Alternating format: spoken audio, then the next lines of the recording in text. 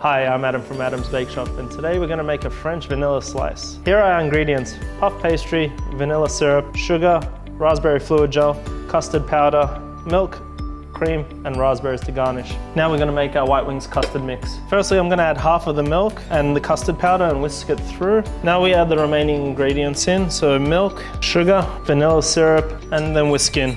Now that it's thickened, we can take it off the heat and put it into the fridge for an hour and a half. Now that the custard mix is cooling in the fridge, we can prepare the Pampers puff. Now what we're going to do is pierce it with a fork so it doesn't puff up too much in the oven. Once we've finished sprinkling our sugar, we put another piece of baking paper and our weighted tray. Our oven's preheated at 200 degrees, so we'll put it in there and cook it for about 20 minutes. Then we'll take it out, flip it over, and then cook it for a further 5 minutes. If you're finding any issues with it browning through the center, what we do is we take a tray off and then we just leave it on a low fan setting and just let it brown naturally.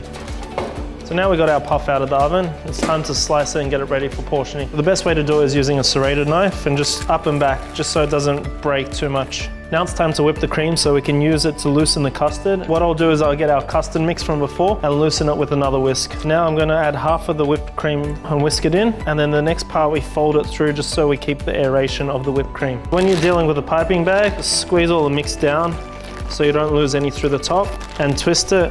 So on the base layer I have the custard, and then on the top layer I like to put a raspberry gel. How I made it was I used a raspberry puree, I mixed it with agar and I let it boil, and then we've cooled it down and placed it into the freezer. What I like to do is pipe a little bit of fluid gel into a raspberry to garnish this. The fluid gel is basically the same mixture as the raspberry gel, and all I did was put it back into a blender. Place it straight onto our plate, and there you have it, my French vanilla slice.